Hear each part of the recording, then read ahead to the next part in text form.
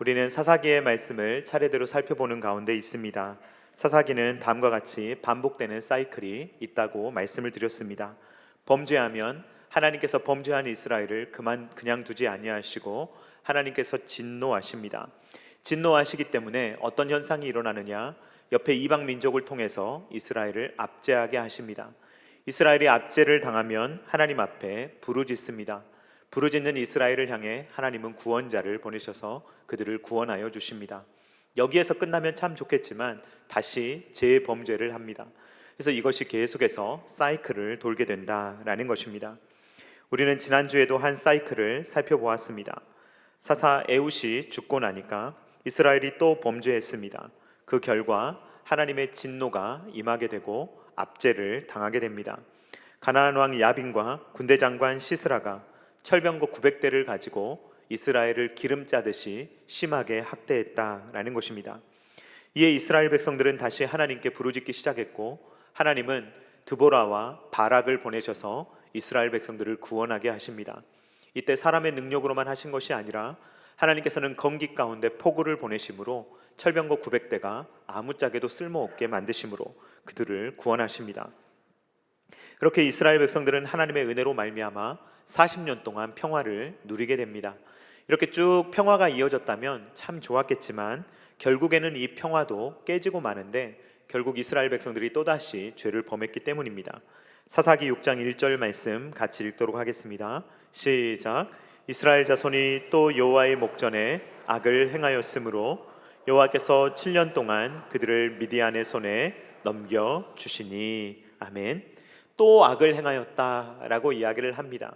그리고 나서 이번에는 미디안 족속이 이스라엘을 압제하였다라고 말합니다.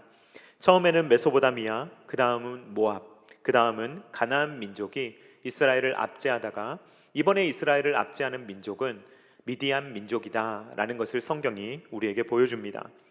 물론 모두의 압제가 힘들었겠지만 미디안의 압제도 정말로 힘들었을 것으로 보입니다.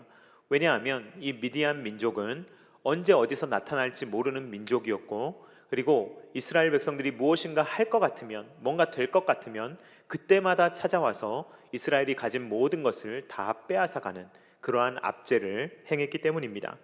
사사기 6장 3절로 4절 말씀 같이 읽도록 하겠습니다. 시작. 이스라엘이 파종한 때면 미디안과 아말렉과 동방 사람들이 치러 올라와서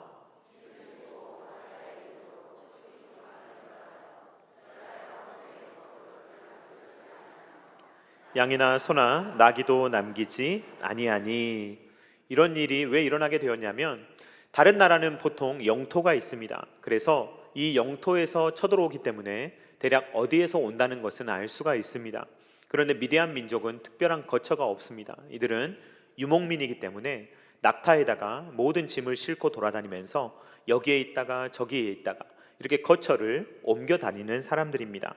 그렇기 때문에 뚜렷이 적이 어디에 집결해 있고 어디에서부터 공격해 오는지를 예측할 수가 없었던 것입니다.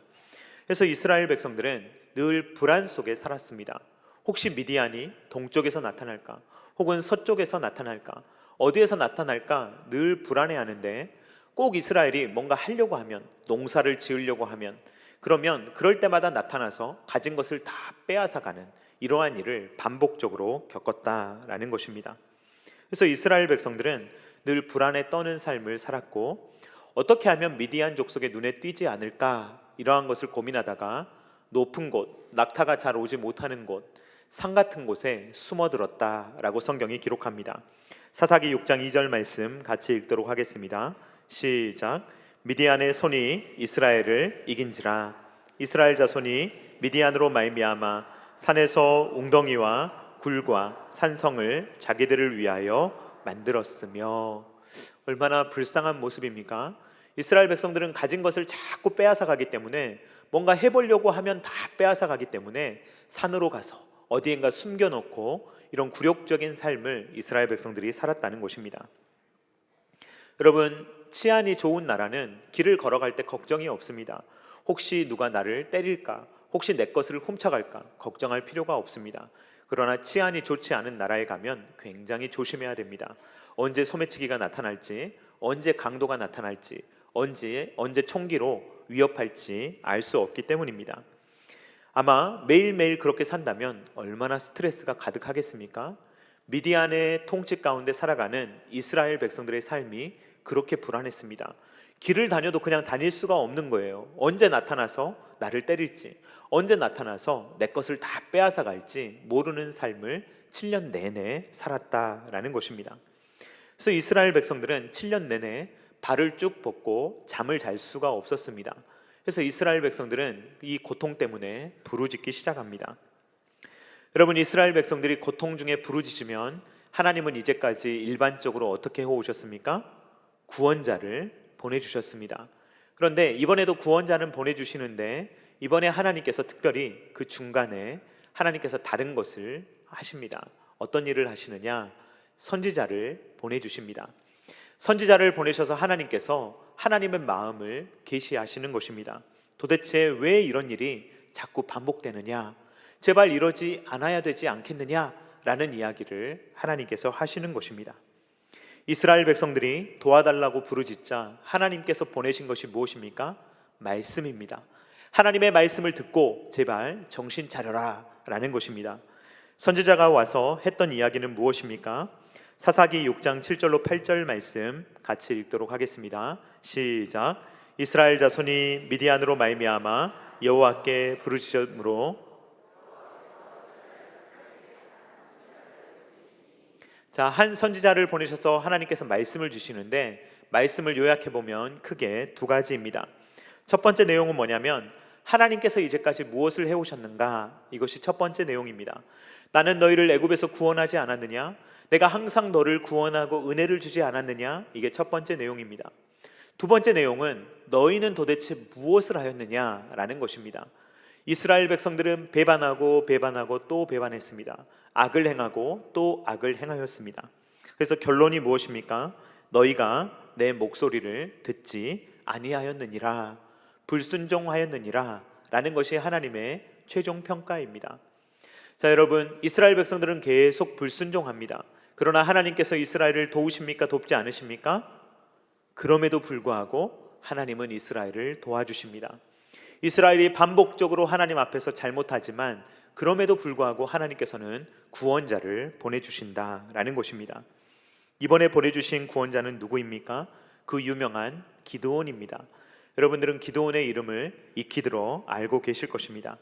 하나님께서는 선지자를 보내셔서 하나님의 답답한 마음, 그 마음을 계시하시고 그 다음에 구원자를 보내셔서 이 기드온을 통해서 이스라엘을 구원하게 하셨다라는 것입니다.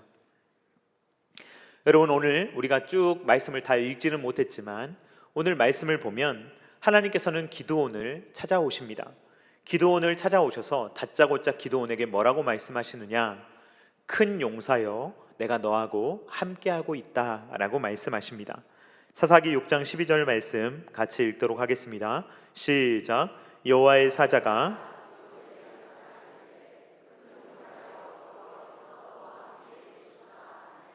아멘.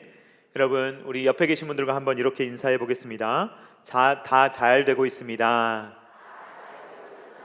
한 번 더 인사하겠습니다. 당신은 큰 용사입니다. 아멘이십니까? 아멘이 되는 분도 있고 사실 아멘이 안 되는 분도 있을 수가 있습니다. 여러분, 우리가 겉으로는 웃고 있지만 속으로는 좀 힘들어 하시는 분이 있을 수도 있어요.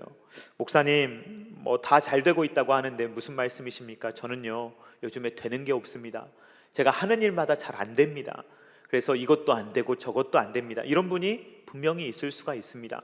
또 여러분, 당신은 큰 용사입니다 이렇게 이야기하면요, 속으로는 큰 용사는 무슨, 요즘에 나는 너무 무기력하고 하고 싶은 일도 없고 해도 모든 일이 잘 안 되고 저는 큰 용사가 아닙니다 라고 생각하실 만한 분이 있을 수가 있습니다.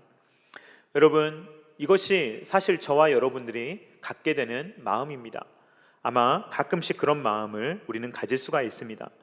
여기에 계신 분들 중에 어떤 분들은 상당히 오랫동안 무력감에 시달리는 분이 있을 수가 있습니다. 이 힘을 내보려고 하는데 힘이 잘 안 생기는 것이죠. 이 마음의 에너지가 없는 것입니다.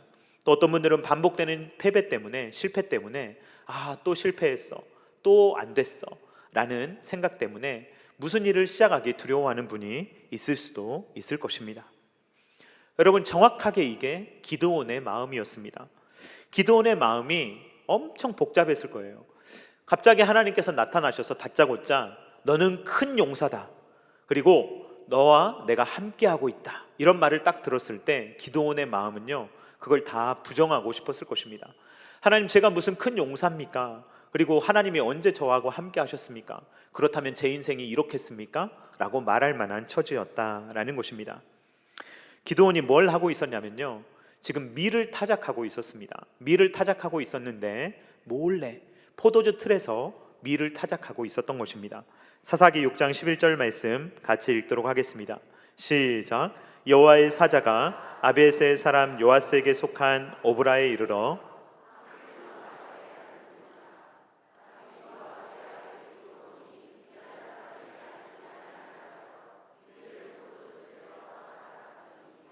여러분, 성경을 쭉 읽어가시다 보면 어떤 부분은 잘 이해가 되지만 어떤 부분은 잘 이해가 되지 않는 부분도 있습니다. 오늘 본문을 읽으시면 좀 이상하다고 느끼셔야 합니다. 왜 그렇습니까? 지금 좀 이상한 장면을 우리가 목격했기 때문입니다. 자, 기드온은 뭘 타작하고 있습니까? 밀을 타작하고 있죠. 그런데 지금 어디에서 밀을 타작하고 있습니까? 포도주 틀에서 밀을 타작하고 있다라는 것입니다. 자, 오늘날 우리에게는 딱 와닿지 않을 수가 있어요. 그런데 이스라엘 백성들이 보면 참으로 이상한 일입니다. 자, 밀을 타작하는 것은 원래 어디에서 하는 것입니까? 밀을 타작하는 곳에서 해야 되겠죠. 밀을 타작하는 곳은 넓은 곳일까요? 좁은 곳일까요? 넓은 곳입니다. 평지일까요? 경사로일까요? 평지입니다. 그러니까 밀을 타작하는 곳은요, 보통 넓은 평지입니다. 어디에서나 보이는 넓은 평지에서 해야 합니다. 왜냐면요, 이제 밀을 타작하는 것은 사람이 하기가 어렵기 때문에, 일일이 하는 것이 어렵기 때문에 동물을 사용해서 많이 했기 때문입니다. 이 소하고 나귀에게 밟게 하는, 혹은 타작 기구를 소나 나귀에게 메어서 그것을 지나가게 하는 방법을 사용했습니다. 그러면 짐승이 움직여야 되니까 짐승이 이렇게 넓게 돌 만한 넓은 공간, 평지가 필요했던 것입니다. 반면에 포도주 틀은 어떠냐면, 포도주 틀은 보통 바위산에 있었습니다. 바위산에서 이 돌을 깎아서 포도주 틀을 만들었는데, 경사가 있는 곳에 이렇게 만들어서 위쪽에서 밟으면 그 즙이 아래 타고 내려와서 밑에 고이도록 만드는, 그래서 산의 경사로를 이용해서 포도주 틀을 만들었던 것이 이스라엘 백성들의 생활 풍습이었습니다. 자, 그렇다면 여러분, 포도주 틀이 클까요? 작을까요? 네, 작겠죠. 왜냐하면 바위를 깎는데 넓은 바위를 깎을 수가 있겠습니까? 그럴 수가 없겠죠. 그러니까 포도주 틀은 그렇게 크지 않았습니다. 자, 그렇다면 여러분, 지금 기드온은요, 포도주 틀, 산 위로 올라가서 포도주 틀에 몰래 숨어가지고 밀을 타작하고 있습니다. 자, 여러분들의 눈에 이 기드온은 큰 용사로 보이십니까? 아니면 찌질한 사람으로 보이십니까? 네, 큰 용사로는 안 보이시죠? 기드온은요, 엄청 소심한 사람이에요. 겁이 많은 사람이에요. 그래서 미디안에게 또 빼앗길지 몰라서 지금 밀을 숨겨놓고 미디안 사람이 잘 올 수 없는 산으로 올라가서 산에 있는 포도주 틀에서 몰래 밀을 타작하고 있습니다. 그런데 하나님께서 갑자기 기드온에게 나타나셔서 너는 큰 용사다, 내가 너하고 함께하고 있다 라고 이야기하니 기드온이 기가 막힐만 합니다. 하나님, 제가 무슨 큰 용사입니까? 그리고 하나님께서 함께 하셨다면 어떻게 저희가 이런 압제를 당하겠습니까? 이러한 것이 기드온의 마음이었을 거예요. 그런데 기드온에게 하나님께서 뭐라고 말씀하시느냐? 기드온을 통해서 이스라엘을 구원하시겠다, 너로 말미암아 승리하게 하겠다라는 약속을 주시는 것입니다. 사사기 6장 16절 말씀 같이 읽도록 하겠습니다. 시작. 여호와께서 그에게 이르시되 내가 반드시 너와 함께하리니 내가 미디안 사람 치기를 한 사람을 치듯 하리라 하시니라. 아멘. 여러분이 기드온이라면 뭐라고 말씀하시겠습니까? 아멘 하시겠습니까? 제가 만약에 기드온이라면 안 되는 이유부터 말씀드렸을 것 같아요. 하나님, 일단요, 저는 큰 용사가 아니니까 자꾸 그렇게 부르지 마십시오. 부담스럽습니다. 그리고 하나님, 아니 지금 이길 수 있다면 7년 동안 뭐 했겠습니까? 하나님, 이길 수 없는 이유가 너무 많습니다. 아마 그렇게 대꾸했을지 모릅니다. 아마 기드온도 하나님의 말씀을 바로 받아들이지 못했던 것 같아요. 내가 큰 용사라고요? 제가 이길 수 있다고요? 여기에 대해서 기드온이 의심을 품었기 때문에 기드온은 하나님 앞에 표징을 요구합니다. 사사기 6장 17절 말씀 같이 읽도록 하겠습니다. 시작. 기드온이 그에게 대답하되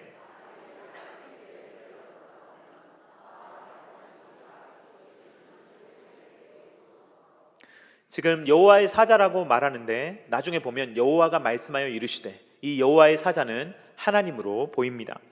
기드온이 만약에 말씀하시는 분이 하나님이십니까? 주님이십니까? 저에게 보여주십시오 라는 표징을 구했던 것입니다. 이에 기드온은 예물을 준비해 옵니다. 그러니까 하나님께서 어떻게 하십니까? 하나님이심을 보여주십니다. 불이 없는 곳에서 불이 나와서 예물을 불사르게 하신 것입니다. 사사기 6장 21절 말씀 같이 읽도록 하겠습니다. 시작. 여호와의 사자가 손에 잡은 지팡이 끝을 내밀어 고기와 무교병에 대니 불이 바위에서 나와 고기와 무교병을 살랐고 여호와의 사자는 떠나서 보이지 아니한지라. 아멘. 기적적인 사건을 통하여서 하나님께서 하나님 되심을 보여주셨던 것입니다. 기드온은 이 이후에도 한 번 더 하나님의 표징을 구하는데 어떤 표징을 구하느냐? 양털에만 이슬이 묻어있고 땅은 다 마르도록, 반대로 양털만 말라있고 땅은 다 젖도록 하나님 앞에 징표를 요구합니다. 그러니까 하나님께서 들어주십니까? 안 들어주십니까? 하나님께서 다 들어주십니다. 하나님께서 불을 내리심으로 또 양털 사건을 통하여서 하나님의 하나님 되심을 보여주셨다라는 것입니다. 여기에서 한 가지 정리하고 넘어가도록 하겠습니다. 여러분, 우리가 신앙생활할 때 매사에 표징을 구하는 것이 과연 올바른 신앙인가? 라는 질문입니다. 오늘 성경을 보면 기드온은 2번이나 표징을 구했고 하나님은 그의 요구에 따라서 표징을 보여주셨습니다. 불을 갑자기 내기도 하셨고, 그리고 양털이 말랐다가 젖었다가, 이러한 사건을 통하여서 하나님의 표징을 확실하게 보여주셨다는 것입니다. 자, 그렇다면 우리도 일상생활할 때 매사에 표징을 구하는 것이 올바른 신앙인가? 라는 질문입니다. 여러분, 만약에 오늘 회사를 그만둬야 되나 말아야 되나 이런 생각을 하는데 그냥 하나님, 제가 지나가다가 혹시 비둘기 3마리를 본다면 그냥 계속 다니라는 뜻으로 알겠습니다. 여러분, 이런 식으로 매사 해석하는 것이 올바르겠습니까? 올바르지 않겠습니까? 여기에는요 큰 차이가 있어요. 무슨 차이가 있냐면, 하나님께서 기드온에게 미래를 알려주셨습니까? 안 알려주셨습니까? 알려주셨어요. 뭐라고 알려주셨어요? 네가 미디안을 이길 거다 라는 미래를 알려주셨어요. 미래를 알려주셨고 약속을 주셨어요. 근데 기드온이 믿었어요? 못 믿었어요? 믿지를 못했어요. 그렇기 때문에 주신 것이 무엇입니까? 표징이에요. 그런데 미래를 알아내려고, 선택하려고 하나님 A입니까? B입니까? 이 남자입니까? 저 남자입니까? 이런 거 하려고 표징을 구하는 것은 올바른 신앙이 아니다라는 것입니다. 여러분, 기드온에게 표징을 보여주셨던 이유는 하나님께서 이미 약속을 주셨기 때문이에요. 내가 이런 약속을 줬다. 근데 못 믿는 거예요. 그러니까 표징을 주셨던 것입니다. 그러면서 기드온을 불쌍히 여기셨던 거죠. 그가 자꾸 믿지를 못하니까, 그가 자꾸 해낼 수 있을 거라는 생각을 못하니까 하나님께서 기드온을 불쌍히 여겨주셔서 그에게 이러한 표징을 보여주셨다라는 것입니다.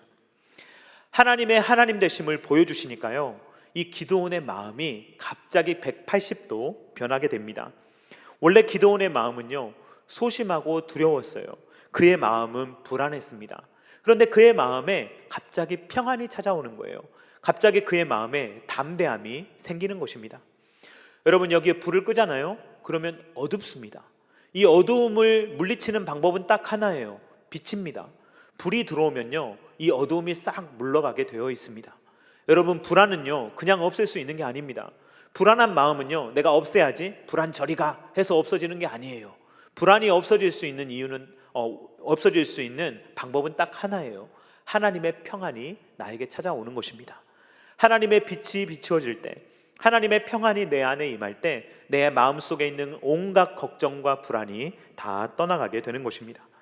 기드온은 하나님을 만났습니다. 그러고도 죽지 않았어요. 그러니까 기드온이 놀라는 거예요. 내가 하나님을 만났는데 죽지 않았구나. 그의 마음 가운데 이제 확신이 들고 그의 마음 가운데 평안이 찾아옵니다. 그러니까 기드온이 그곳에서 제단을 쌓고 그곳을 뭐라고 부르느냐?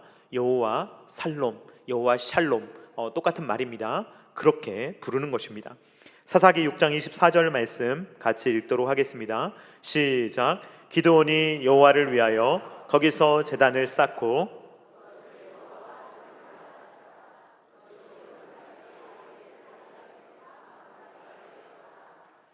여호와 샬롬, 여호와 살롬, 여호와는 평강이라 라는 뜻입니다. 하나님을 만나니 기드온의 마음 가운데 진정한 평안이 찾아왔다라는 뜻입니다. 저는 오늘 설교의 제목을 엔샬롬에서 여호와 샬롬으로 라고 지어보았습니다. 여러분 한번 따라해 보겠습니다. 엔샬롬, 여호와 샬롬. 여러분들의 마음 가운데서도 엔샬롬에서 여호와 샬롬으로의 이동이 있으시기를 주님의 이름으로 축원드립니다. 엔샬롬이 무슨 뜻이겠습니까? 샬롬이 없다는 뜻입니다. 샬롬이 없는 시대, 엔샬롬의 시대, 그게 사사기의 시대였어요. 그런데 하나님께서 엔샬롬의 시대 가운데 기드온을 찾아오시니까 기드온의 마음에 무엇이 일어났습니까? 여호와 샬롬이 일어나게 되었다라는 것입니다. 지금 기드온의 인생이 바뀐 게 있습니까? 없습니까? 바뀐 게 없어요. 지금 미디안이 여전히 기드온을 통치하고 있습니다. 기드온은요, 지금 몰래 포도주 틀에서 밀을 타작하고 있었어요. 미디안이 물러갔습니까? 물러가지 않았습니까? 아직 물러가지 않았습니다. 여전히 이스라엘을 압제하고 있습니다. 그런데 이 환경은 안 바뀌었는데 누가 바뀐 거예요? 기드온이 바뀐 거예요. 기드온의 마음에 평강이 없었는데 갑자기 하나님의 평강이 찾아온 것입니다. 그래서 그곳을 여호와 샬롬이라고 고백하게 되었다라는 것입니다. 기드온이 원래 소심한 사람이잖아요. 그런데 이 기드온이 엄청나게 담대하게 변합니다. 그래서 무슨 일을 하냐면 우상들을 찍어서 그것들을 불태워버립니다. 사사기 6장 25절 말씀 같이 읽도록 하겠습니다. 시작. 그날 밤에 여호와께서 기드온에게 이르시되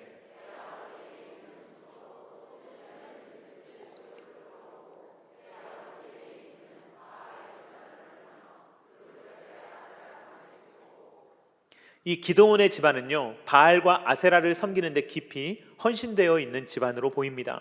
그런데 그 집안에 있는 것들, 이것을 다 불살라 버려라, 다 깨버려라, 이렇게 하나님께서 명령하셨는데 기드온이 낮에 하지는 못했어요. 그러나 밤에 10명을 데리고 가서 다 부셔버립니다. 그리고 그것으로 여호와께 번제를 드렸던 것입니다. 이 사건으로 인해서 기드온은 뭐라고 불려지게 되느냐? 여룹바알, 바알과 다툰다, 다투는 사람이다 라고 불려지게 됩니다. 비록 백주대낮에 한 것은 아니지만 목숨을 걸어야만 할 수 있는 일을 기드온이 담대하게 해냈다라는 것입니다. 아니나 다를까 이 사실을 알게 된 마을 사람들은 기드온을 죽여야 된다고 끌어내라고 외칩니다. 그러자 그의 아버지 요아스가 뭐라고 말하냐면 바알이 진짜 살아있다면 바알이 알아서 복수할 거다라고 말합니다. 사사기 6장 31절 말씀 같이 읽도록 하겠습니다. 시작. 요아스가 자기를 둘러선 모든 자에게 이르되 너희가 바알을 위하여 다투느냐? 너희가 바알을 구원하겠느냐? 그를 위하여 다투는 자는 아침까지 죽임을 당하리라. 바알이 과연 신일진데 그의 제단을 파괴하였은즉 그가 자신을 위해 다툴 것이니라 하니라. 아멘. 여러분, 기드온이 바알의 제단과 아세라상을 다 찍어버렸습니다. 자, 기드온이 죽었습니까? 안 죽었습니까? 죽지 않았습니다. 아무런 해도 당하지 않았습니다. 왜 그렇습니까? 바알과 아세라는 실체가 아니기 때문입니다. 진짜로 존재하지 않기 때문에 그런 것입니다. 여러분, 우리는요 예전부터 굉장히 미신이 많아요. 그래서 이런 거 하면 부정탄다, 이런 행동하면 안 된다, 이런 것들이 참으로 많습니다. 여러분, 그런 것들에 얽매이지 마시기를 주님의 이름으로 축원드립니다. 여러분, 그런 것들은 실체가 아니에요. 진짜 존재하는 것이 아닙니다. 그러므로 두려워할 필요가 없는 것입니다. 우리는 오직 살아계신 하나님, 살아계신 그분, 진짜로 역사하시고 도우시며 함께 하시는 그분만을 두려워하며 살아가야 하는 것입니다. 제가 제일 좋아하는 단어 중에 하나는 평안이라는 단어입니다. 그래서 제가 제일 많이 하는 인사 중에 하나가 평안하시기 바랍니다 라는 인사를 참으로 많이 합니다. 여러분, 성경이 말하는 평안은 무엇입니까? 이 성경이 말하는 평안은 외적인 것보다는 내적인 것입니다. 어떤 상태보다는 어떤 관계를 말하는 것입니다. 그래서 관계가 좋으면 평안해요. 근데 관계가 좋지 않으면 평안하지 않습니다. 그리고 이 외적인 환경이 아무리 좋아도 내적인 마음이 힘들면 평안은 얻을 수 없다라는 것입니다. 환경적으로 보면 기드온은 여전히 평안하지 않아요. 여전히 미디안의 압제를 받고 있습니다. 그런데 하나님을 만나니까, 하나님께서 나하고 함께 하신다는 것을 이 기드온이 확신하니까 그의 마음 가운데 평안이 찾아오게 된 것입니다. 여러분, 평안은 외적인 환경에 달려있는 것이 아닙니다. 내적인 마음에 달려있는 것입니다. 잠언 17장 1절 말씀 같이 읽도록 하겠습니다. 시작. 마른 떡 한 조각만 있고도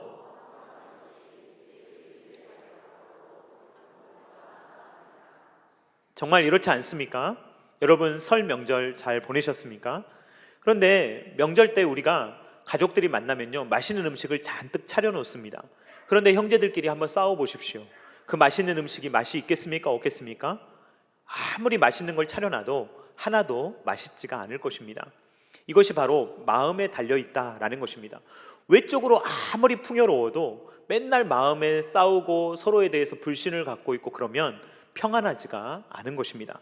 반대로 별로 크게 가진 것이 없어도 서로 관계가 좋고 내 마음이 평안을 누릴 수 있다면 그 사람이야말로 행복한 삶을 살아갈 수 있다라는 것입니다. 하나님과의 관계도 마찬가지입니다. 외적으로 얼마나 하나님 앞에 이 종교 생활을 잘하느냐, 이것도 중요하겠지만 정말 중요한 것은 무엇이냐면 하나님과의 관계가 정말 화목하냐라는 것입니다. 하나님과 우리 사이에 어떤 거리낌이 없느냐라는 것이 중요한 것입니다. 기드온에게는요, 이스라엘 백성들에게는 평안이 없었어요. 왜냐하면 그들이 왕이신 하나님을 버리고 바알과 아세라를 섬겼고, 그것 때문에 하나님의 진노가 임했고, 그것 때문에 미디안의 압제가 임했기 때문입니다. 그래서 일상생활이 늘 불안하고 고통스러웠습니다. 그런데 하나님께서 기드온의 인생에 찾아오시니까 기드온의 인생이 바뀌어요. 기드온의 마음이 평안해집니다. 기드온의 마음이 이제는 어떤 환경 가운데서도 하나님께서 나와 함께 하신다라는 것을 기억하며 엔샬롬의 시대 가운데 여호와 샬롬의 삶을 살아갈 수 있게 되었다라는 것입니다. 사랑하는 성도님들, 여러분들의 삶을 한번 돌아보시기 바랍니다. 여러분, 평안하십니까? 아멘이십니까? 평안이 여러분들의 삶 가운데 있으시기를 주님의 이름으로 축원드립니다. 저는 가끔 이렇게 신방 다니면 잘 주무시기를 축복합니다. 여러분, 잘 자는 거 복이에요. 잘 못 자는 사람 많습니다. 불안한 거예요. 걱정, 근심, 염려 떠나지가 않는 거예요. 몸은 쉬는 것 같은데 마음이 쉬지 못하는 거예요. 그 마음에 평안이 없으니까요. 그래서 하나님께서 우리의 마음 가운데 어떤 상황 가운데서도 주시는 평안이 있어야 우리의 마음이 진정한 평안을 누릴 수 있다는 것입니다. 사랑하는 성도님들, 하나님께서 저와 여러분들에게 오늘 뭐라고 말씀하시느냐? 저와 여러분들에게 큰 용사라고 말씀하시는 줄로 믿습니다. 여러분은 큰 용사이십니다. 네, 여러분, 우리의 마음은요 그렇게 생각하지 않아요. 하나님, 저는 큰 용사가 아닙니다. 저는 큰 일을 할 그릇이 아닙니다. 저는 이 세상을 바꿀 만한 힘이 없습니다. 저는요 이런 일도 못합니다. 사실 그게 우리의 마음이에요. 근데 하나님께서 나타나셔서 뭐라고 하시냐면요, 네가 큰 용사다. 너야말로 너를 통해서 내가 가정을 변화시키겠다. 너를 통해서 너의 직장을 변화시키겠다. 너를 통해서 내가 교회를 변화시키겠다. 너를 통해서 나라와 민족을 변화시키겠다. 이것이 바로 우리 하나님의 관점이라는 것입니다. 여러분 자신을 볼 때 여러분 자신의 자아상을 갖지 마시고 하나님께서 바라보시는 자아상을 가지실 수 있기를 주님의 이름으로 축원드립니다. 우리 스스로 생각하면요 늘 비교하잖아요. 우리는 그래서 남하고 비교하고 동기들하고 비교하고 친구들하고 비교하고 옆 사람하고 비교하고 나는 이것도 안 되고 저것도 안 되고 내 삶은 왜 이러지? 이렇게 온갖 비참함, 온갖 무력감에 빠져 있는 것이 우리의 자아상입니다. 그러나 하나님은 우리에게 뭐라고 하시느냐? 너는 내 아들이요, 너는 내 딸이다. 너는 큰 용사다. 내가 너를 통해서 일하겠다. 내가 너를 통해서 큰 일을 행하겠다 라는 것이 하나님의 말씀이다 라는 것입니다. 사랑하는 성도님들, 저와 여러분들이 모두 다 하나님의 손에 붙들릴 수 있기를 주님의 이름으로 축원드립니다. 그러면 하나님께서 저와 여러분들을 큰 용사로 사용하시는 것입니다. 저와 여러분들은 하나님의 자녀들이거든요. 여러분, 하나님은요, 그 자녀들을 절대로 포기하지 않으십니다. 기드온이 하나님을 따라오는 데까지는 시간이 걸렸어요. 기드온은요, 소심한 사람이었습니다. 그러니까 하나님께서 기다려주신 거예요. 표징도 보여주신 거예요. 불도 내려주시고, 그 다음에 양털 가지고 보여주시고, 기드온 아직도 못 믿겠니? 자, 이러면 믿겠니? 라고 하면서 기드온과 함께 하시고, 그가 스스로 변화되어서 그의 마음 가운데 하나님을 스스로 의지하고 큰 용사의 마음을 가질 수 있을 때까지 하나님께서 기다려주시고 그를 지켜주셨다라는 것입니다. 우리가 살아가고 있는 이 세상은요, 샬롬입니다. 사실 샬롬이 없어요. 뉴스를 보면요, 샬롬이 없습니다. 도대체 이 세상에 평화가 오는가? 늘 변동돼요. 이 세상은요, 안정적이지가 않습니다. 그러나 우리 하나님은 늘 어제나 오늘이나 내일이나 영원토록 변치 않으시는 줄로 믿습니다. 이 세상을 의지하면요, 엔샬롬이에요. 언제 변할지 모릅니다. 우리나라 지금 상당히 경제적으로 잘 살지만 언제나 이렇게 잘 살 거라는 보장을 누가 할 수 있습니까? 아무도 못합니다. 그래서요, 이 환경에 우리의 상황을 맡기면요, 어떤 때는 평안하겠지만 어떤 때는 평안하지 못하는 거예요. 외적인 환경은 자꾸만 바뀌는 것입니다. 그러나 우리 주님은 변치 않으십니다. 그 주님께 우리의 삶이 있어야, 주님 안에 우리의 삶이 있어야 그제서야 평안한 삶을 살아갈 수 있다는 것입니다. 여러분, 엔샬롬의 상황 가운데서도 언제나 여호와의 샬롬의 삶을 살아갈 수 있기를 주님의 이름으로 축원드립니다. 세상은 줄 수도 없는, 세상은 알 수도 없는 평안을 우리 주님이 반드시 주십니다. 그러므로 그 평안을 누리지 못하고 사시는 분이 있다면 저와 여러분들에게 하나님께서 여호와의 샬롬을 주시기를 주님의 이름으로 축원드립니다. 이 시간 같이 찬양하도록 하겠습니다. 평안을 너에게 주노라 같이 찬양하는데요, 이 평안은요, 하나님께서 우리에게 주시는 것입니다. 사람은 사람에게 평안을 줄 수 없습니다. 그러나 이 시간에 우리 하나님의 음성이 여러분들의 귀에 들려지시기를 바랍니다. 평안을 너에게 주노라 같이 찬양합니다.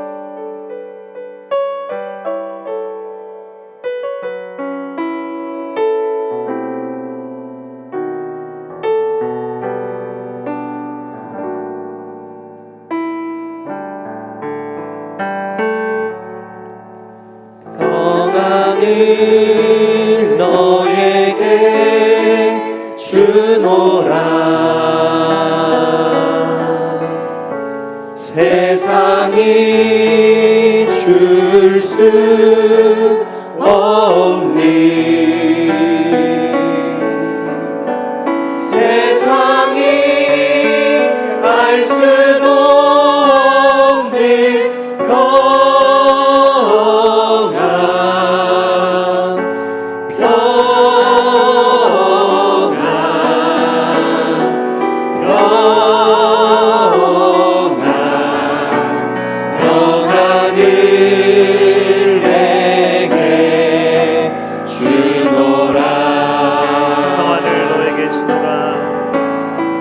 평안을 너에게 주노라. 세상이 줄 수 없니, 세상이 알 수도 없는 평안, 세상이 알 수도 없는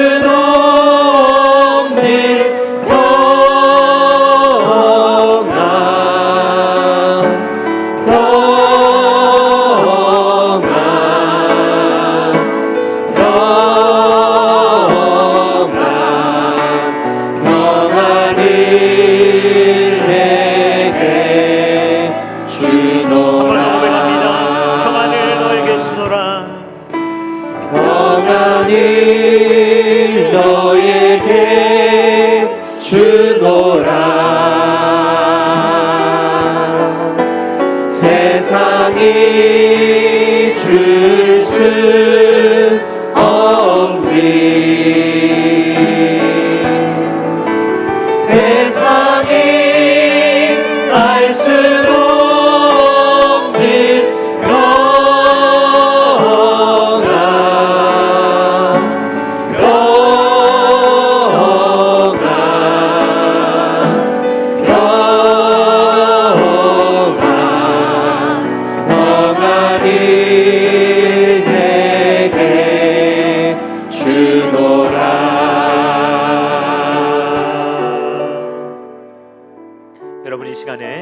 기도하기를 원합니다. 여러분, 오늘날 세상 사람들은요, 서로를 많이 속입니다.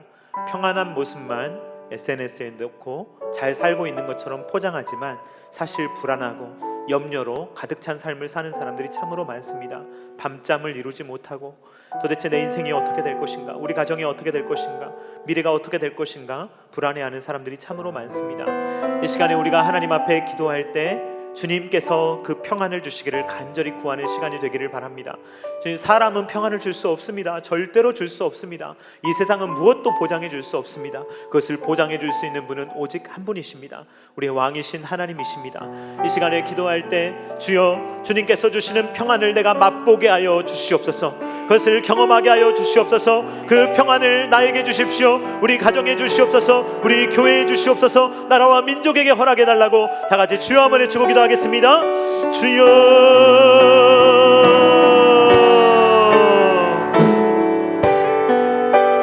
평안을 너에게 주노라. 세상이 줄 수 없는, 세상이 줄 수 없는, 세상이 알 수도 없는 평안,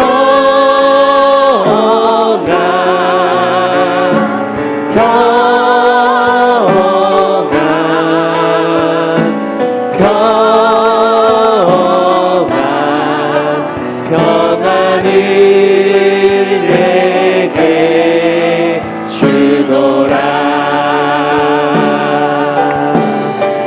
평안을 너에게 주노라. 세상이 줄 수 없는, 세상이 알 수도 없는 평안,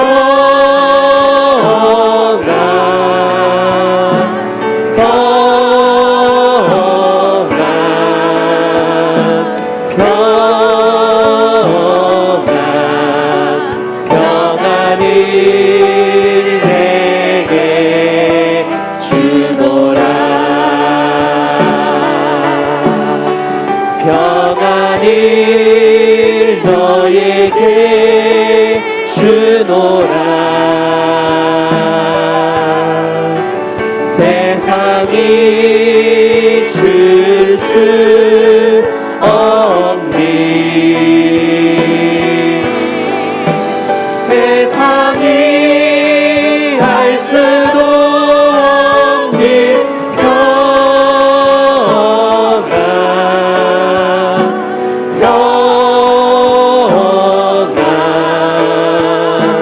평안, 평안을 내게 주노라. 사랑하는 하나님 아버지, 오늘도 우리에게 말씀하여 주시니 감사합니다. 주의 자녀들이 이 자리에 모였습니다. 주님의 은혜를 구합니다. 주님 앞에 부르짖습니다. 주의 사랑하는 자녀들, 주님께서 한 영혼 한 영혼 어루만져 주시옵소서. 주님, 몸이 연약한 자들 있습니까? 주님께서 그 몸을 어루만져 주시옵소서. 깨끗하게 하여 주시옵소서. 주님, 혹여나 평안이 없는 자가 있습니까?